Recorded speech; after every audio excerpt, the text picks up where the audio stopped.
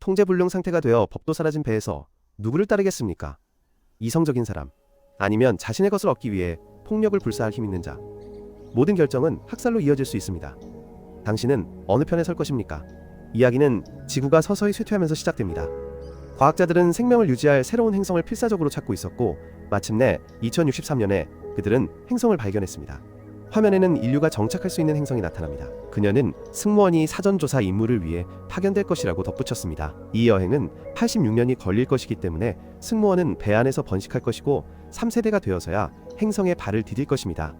이 승무원은 지구에서 유전적으로 변형되었으며 최고의 과학자들의 유전자를 결합했습니다. 저는 한 남자가 왜 승무원이 특별히 양육된 아이들로 구성되어야 하는지 설명하는 것을 보았습니다. 그들은 오직 그 목적만을 위해 훈련받았습니다. 다음 단계는 아이들이 언제 떠날 준비가 되었는지 평가하는 것입니다. 승무원이 어릴수록 자원이 더 오래 보존됩니다. 하지만 리처드라는 남자는 아이들이 우주여행의 복잡성에 홀로 대처할 만큼 충분히 준비되지 않았다고 걱정했습니다. 그 후전은 리처드가 어린 승무원들이 양육되고 있는 시설로 들어가는 것을 보았습니다. 그는 밀봉된 보호복을 입고 있었습니다. 그는 아이들이 사는 방으로 들어갔고 아이들은 즉시 기쁨으로 환호했습니다. 저는 리처드가 그들의 학습을 감독하는 것을 보았고 그 후 그는 크리스토퍼, 셀라, 잭을 차례로 재웠습니다. 제체크는 그에게 자신이 매우 두렵다고 말했지만 리처드는 그가 안전할 것이라고 말하며 안심시켰습니다. 다음 날 리처드는 중요한 결정을 내렸습니다. 그는 책임자에게 아이들을 키우고 보호하기 위해 자신이 함께 가야 한다고 말했습니다. 이로 인해 임무는 예정된 7년 대신 4년 후에 시작될 수 있었습니다. 그리하여 리처드를 선두로 임무가 시작되었습니다. 그들의 셔틀은 휴마니타스라는 거대한 우주선에 도킹했습니다. 모두 안으로 들어가서 자신의 방을 찾았습니다. 리처드는 지구를 마지막으로 뒤돌아보았습니다. 10년 후, 그때는 아이들이었던 사람들이 이제는 어른이 되어 배에서 새로운 하루를 시작하기 위해 깨어났습니다. 그들의 첫 번째 수업은 24세에 시작될 두 번째 세대의 수정에 관한 것이었습니다. 승무원들은 로봇처럼 일상적인 업무를 계속했습니다. 저는 그들이 푸른 액체를 마시는 것을 보았습니다. 크리스토퍼와 제텍은 클래식 음악을 듣고 있었습니다. 셀레이는 배 안을 걸으며 주변 우주를 내다보았습니다. 그런 다음 그녀는 리처드에게 승무원들의 삶이 의미가 없다고 말했습니다. 위로하기 위해 그는 그녀에게 자신의 조부모 사진을 보여주며 미래에 대한 헌신이 중요하다는 것을 말했습니다. 그날 밤 크리스토퍼는 잠을 이룰 수 없었습니다. 그는 단지 배의 소리를 들을 수 있을 뿐이었습니다. 다음 날 리처드와 크리스토퍼는 수경 재배실에 있었습니다. 그들은 식물의 상태를 확인했습니다. 크리스토퍼의 화면에 물속의 독소에 대한 알림이 나타났습니다. 그는 어떤 화학물질이 처리되지 않은 것이라고 생각하며 리처드에게 물었지만 리처드는 그의 우려를 일축했습니다. 그는 여전히 의심스러워 보였습니다. 그래서 그는 나중에 제테키에게 T56J 성분에 대해 물었습니다. 그들은 이 정보가 왜 공개되지 않았는지 궁금해했습니다. 밤에 그들은 그것이 무엇인지 알아내기 위해 돌아갔습니다. 크리스토퍼는 방화벽을 뚫었고 정보를 찾을 수 있었습니다. 그 화학 성분은 그들이 마시는 푸른 액체에서 발견되었습니다. 제테이씨는 그것이 소화보조제라고 생각했지만 그것이 몸에 다른 효과를 미친다는 것을 깨달았습니다. 그것은 그들을 멍청하고 순종적으로 만들고 욕망과 쾌락을 줄였습니다. 그들은 배를 과부하시키지 않기 위해 자연적으로 번식하지 않도록 약물 치료를 받고 통제되었습니다. 그들 둘 다 푸른 액체 마시기를 중단했습니다. 그런 다음 그들은 카이와 줄리에게 정보와 배에 숨겨진 격실에 대한 정보를 공유했습니다. 그 후 크리스토퍼는 리처드와 대화를 나눴고 그가 그들에게 거짓말을 했다는 것을 알고 있다고 말했습니다.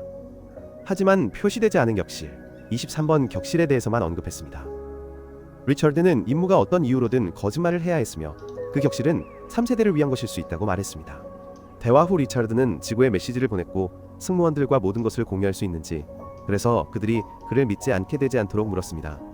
하지만 메시지가 도착하는 데는 시간이 걸릴 것입니다. 다음날 세라 옆에 줄을 서 있던 크리스토퍼는 그녀에 대한 환상을 보았습니다. 그들은 점심을 먹었고 그는 계속 그녀를 바라보았지만 제테이시 와서 그녀가 변했다고 말했습니다. 리처드가 와서 규정에 따라 그녀의 손을 잡지 말라고 말했습니다. 체육관에서 크리스토퍼와 제텍은 싸우고 있었고 너무 멀리 간 것 같았습니다.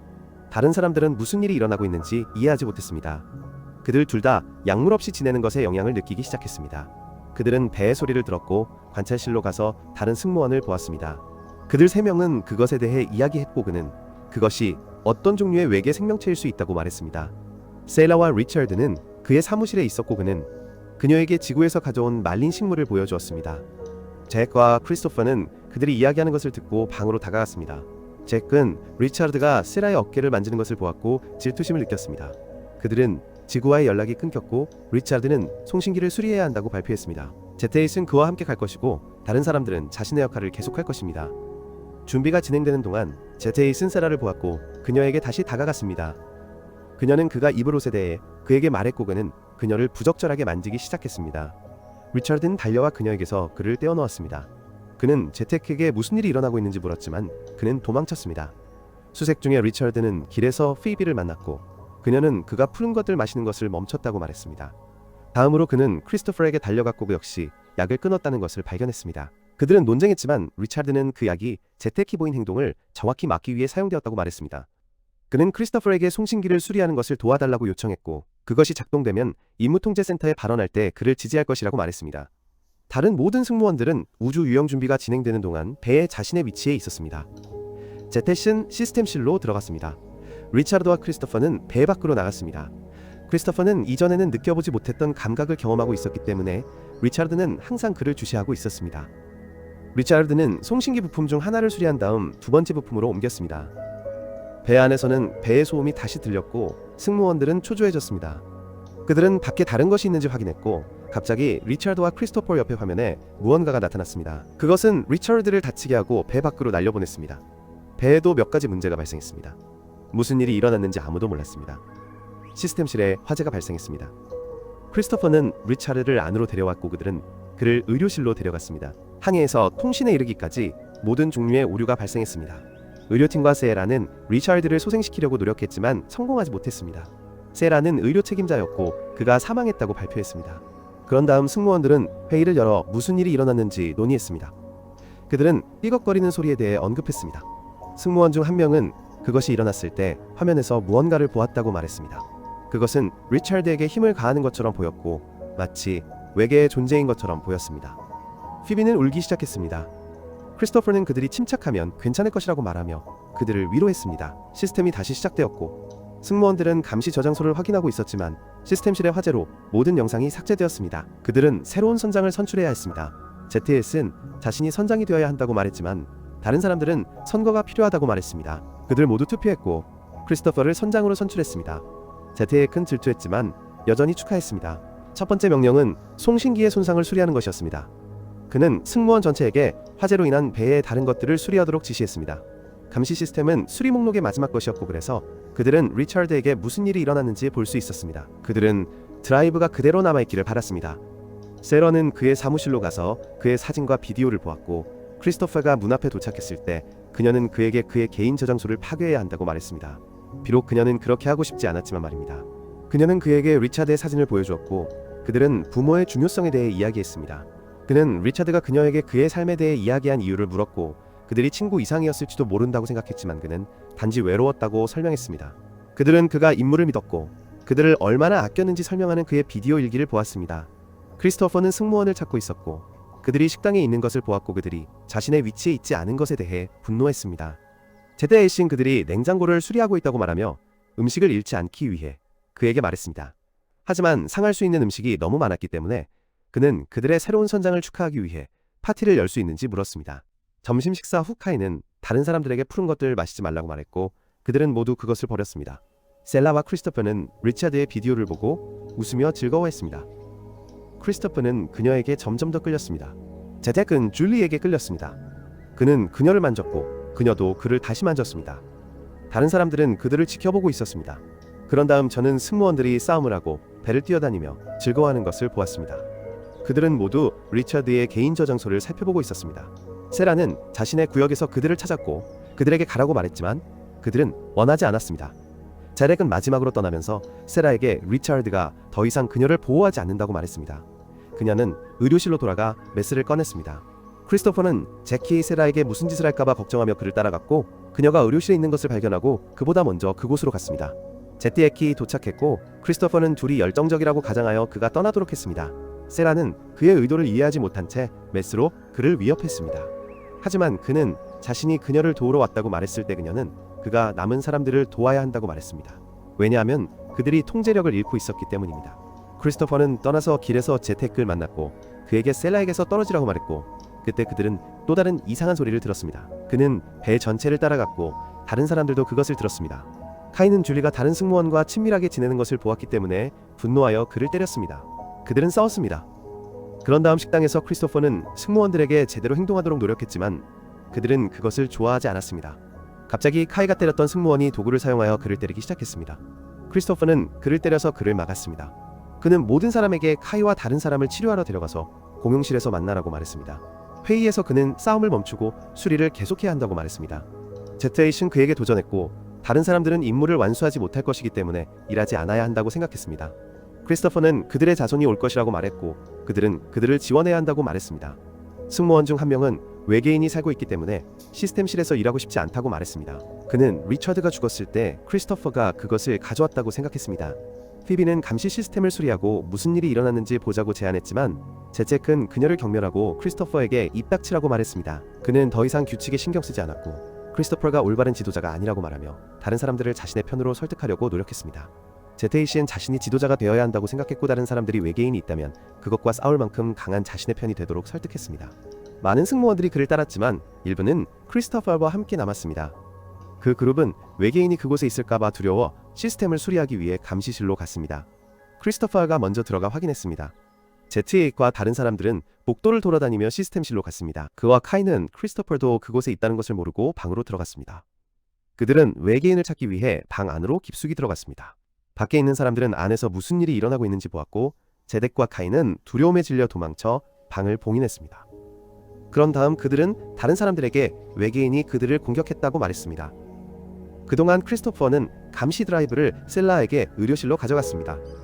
그와 그녀 그리고 몇몇 다른 사람들은 영상을 확인했고 시스템실의 영상을 발견했고 제덱과 카이가 리차드를 전기 충격으로 죽이고 외계인에 대해 거짓말했다는 것을 깨달았습니다. 그 그룹은 지금은 침묵을 지키기로 결정하고 무엇을 해야 할지 알아낼 때까지 기다렸습니다. 크리스토퍼와 세라는 드라이브를 그녀의 방에 숨기고 제체키에 대해 이야기했습니다. 그는 그것이 약없이 그들의 진정한 모습이라고 생각했지만 그녀는 두 사람이 다르다고 말하며 동의하지 않았습니다. 그는 다른 사람들이 진실에 신경 쓰지 않을까봐 걱정된다고 말했고 아마도 자신도 신경 쓰지 않을 것이라고 말했습니다. 세라는 그에게 그녀와 함께 머물라고 말했습니다. 그들은 키스하고 함께 잤습니다. 아침에 세라의 방 문을 두드리는 소리가 났습니다. 제트에이스였고 그는 어떻든 들어갈 것이라고 말했습니다. 그녀와 크리스토퍼가 문을 열자 제책과 카이는 그들을 식당에서 또 다른 파티에 초대했습니다.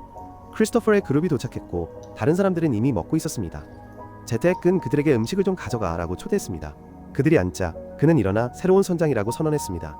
갑자기 크리스토퍼가 일어서서 화면으로 가서 사건 영상의 영상을 재생했습니다. 그는 다른 사람들에게 제텍이 리차드를 죽였고 외계인은 없었으며 그가 그들에게 거짓말했다고 말했습니다. 그는 제테키에게 자신을 격리시키라고 제안했고 그들이 프로그램과 상의하여 무엇을 해야 할지 결정할 것이라고 말했습니다. 모두가 분노했고 제책은 자신이 그들을 보호하기 위해 그랬다고 고백하며 외계인이 리처드 안에 있었고 크리스토퍼가 그것을 가져왔다고 말했습니다. 그는 외계인이 배 안에 있고 그들 중 한 명에게 숨어 있다고 확신시켰습니다. 제테이스는 그들이 그것을 찾아 죽여야 한다고 말했고 모두 동의했습니다. 그는 그들을 서로 대항하게 했고 그들은 싸우기 시작했습니다. 그들은 그것이 의료실에서 일하는 승무원이라고 생각했고 그를 쫓기 시작했습니다. 크리스토퍼도 쫓았습니다. 카이가 먼저 그를 때렸고 그런 다음 다른 사람들이 합류했고 그들은 그 승무원을 발로 차 죽였습니다. 크리스토퍼는 자신의 그룹을 배에 안전한 곳으로 데려갔고 제테키의 그룹은 의료실로 들어가 무장했습니다. 크리스토퍼의 그룹은 무엇을 해야 할지 알아내려고 노력했고 일부는 포기하고 싶다고 말했습니다. 지금은 아무것도 할 수 없다고 말했습니다. 그들은 제테키의 그룹에 합류하여 나중에 그를 체포하려고 노력해야 한다고 생각했습니다. 왜냐하면 그의 그룹은 무기를 가지고 있었고 그들은 없었기 때문입니다. 셀레이는 크리스토퍼가 숨겨진 격실에 숨겨진 무기에 대해 알고 있다는 것을 깨달았습니다. 크리스토퍼는 그것을 찾으러 혼자 갔습니다. 그는 격실을 열고 기어 들어갔고 그것을 찾았습니다. 마침내 그것을 찾았을 때 그는 그것을 열 수 없었고 줄리와 다른 승무원이 들은 경보가 울리기 시작했습니다. 그들은 또한 그가 격실 안에 있는 것을 들었고 그것을 ZH에게 말했습니다. 크리스토퍼는 격실을 열기 위한 도구를 가져오기 위해 나왔지만 그가 돌아왔을 때 다른 그룹은 격실을 해체했습니다. 그들은 숨겨진 격실을 열었고 무기를 발견했습니다. 가인은 그것이 3세대를 위한 것이라고 생각했지만 제테크는 그것이 그들의 것이라고 말했습니다. 크리스토퍼 그룹의 두 사람은 제텍 그룹에 합류하기를 원했고 다른 사람들도 합류했습니다. 제테크는 숨어있는 나머지 사람들에게 어디에 있는지 물었습니다. 셀라, 피비, 크리스토퍼는 제텍에게 가까이 가기 위한 계획을 세웠습니다. 크리스토퍼는 그를 죽여야 한다고 제안했지만 피비는 그것을 좋아하지 않았습니다. 셀라는 화면에서 그들을 추적했고 그들이 움직이는 것을 보고 그들을 쫓았습니다. 그들은 전기를 차단하고 방으로 들어갔습니다. 세라는 다른 사람들이 방으로 돌진하여 그들을 잡을 때 그녀의 그룹에게 저항하지 말라고 말했습니다. 다른 사람들이 크리스토퍼를 끌고 갈 때 세라알라가 그들을 막고 제택과 사적인 대화를 요청했습니다. 그녀는 그와 함께 있고 싶고 그의 그룹에 합류하고 싶다고 말하며 그에게 다가갔습니다. 하지만 그는 그녀를 거절하고 비웃었고 피비가 나타나 그들이 모두 미쳤는지 물었습니다. 그녀는 그들이 그렇게 행동하지 않기로 결정할 수 있다고 말했습니다. 하지만 그들은 모두 그녀에게 입닥치라고 말했습니다. 갑자기 카인은 모두를 놀라게 하며 그녀를 죽였고 제텍조차도 놀랐습니다. 하지만 그는 상황을 역전시키고 크리스토퍼를 쫓았습니다. 그와 셀레이는 탈출했지만 다른 사람들은 배 전체에서 그들을 사냥했습니다. 그들은 통풍구에 숨었지만 다른 사람들은 곧 그것이 어느 것인지 알아냈습니다. 제타의 끼 안으로 총을 쏘았고 줄리는 그가 그들의 식량 공급을 파기하고 있다고 말하며 조심하라고 말했습니다. 그는 자신의 부하 중 한 명을 그들을 쫓아보내 잡을 수 있는지 보기 위해 보냈지만 그들은 또다시 도망쳤습니다. 갑자기 누군가가 그들에게 총을 쏘았기 때문에 그들은 무기를 찾기 시작했습니다. 크리스토퍼는 소화기를 발견했고 카이가 의료실로 들어왔을 때 그들은 그를 무력화했고 실수로 그를 죽였습니다. 제테잇은 그들을 빨리 찾아냈고 그들이 도망치는 동안 그들을 쫓았습니다. 그들은 밀폐된 구획으로 들어갔고 크리스토퍼는 셀라에게 우주복을 입으라고 말했습니다. 그는 밀폐된 구획의 창문을 막았습니다. 제테잇이 도착했을 때 그는 망설임 없이 총을 쐈습니다. 갑자기 외부 해치가 열렸기 때문에 그는 안으로 빨려 들어갔습니다. 그는 세라를 붙잡고 해치를 다 들어갔고 그녀와 싸웠고 결국 칼로 그녀를 찔렀습니다. 크리스토퍼는 그를 해치 밖으로 밀었지만 싸우는 동안 그도 우주로 빨려 들어갔습니다. 제테잇이 해치를 닫기 전에 세라는 그를 밖으로 발로 찼습니다. 그녀는 크리스토퍼를 찾았고 그가 돌아오기를 기다렸고 갑자기 그가 배에 매달려 있는 것을 보았습니다. 그들 둘 다 안으로 돌아와 다른 사람들에게 제트에이키 같다고 말했습니다. 그들은 무기를 내려놓았습니다. 얼마 후 전체 승무원이 식당에서 점심을 먹고 있었습니다. 셀라는 크리스토퍼에게 그런 일이 다시 일어나지 않도록 어떻게 보장할 것인지 물었습니다. 그들은 리처드의 일부 녹음 기록을 다시 들었고 그는 임무 중에 무슨 일이 일어나든 살아남은 사람들은 인류가 구원받을 가치가 있다는 증거라고 말했습니다. 승무원들은 다시 한번 새 사령관을 투표했고 세라를 선출했습니다. 그녀는 일기를 녹음했고 그날부터 모든 것에 투표할 것이며 푸른 것들 다시 마시지 않을 것이라고 말했습니다. 승무원들은 배수리를 계속했고 시간이 지남에 따라 평화롭게 함께 일했습니다. 셀레는 임신했고 아기는 크리스토퍼의 아이였습니다. 아기가 태어났습니다. 몇 년 후 아이가 배를 뛰어다니며 다른 아이들과 합류하는 것을 볼 수 있습니다. 1세대 노인이 되어 배에서 아이들이 자랐습니다. 임무 시작 86년 후 휴마니타스호는 우주를 떠다니는 모습이 보였고 행성에 착륙하기 위해 엔진을 작동했습니다. 노년과 젊은 세대 모두 낯선 행성에 있는 그들의 새로운 집을 바라봅니다. 우리 이야기는 여기서 멈춥니다. 어떻게 생각하시나요? 댓글로 알려주세요. 좋아요, 구독, 알림 설정 잊지 마시고 곧 다시 만나요. 끝까지 시청해주셔서 감사합니다.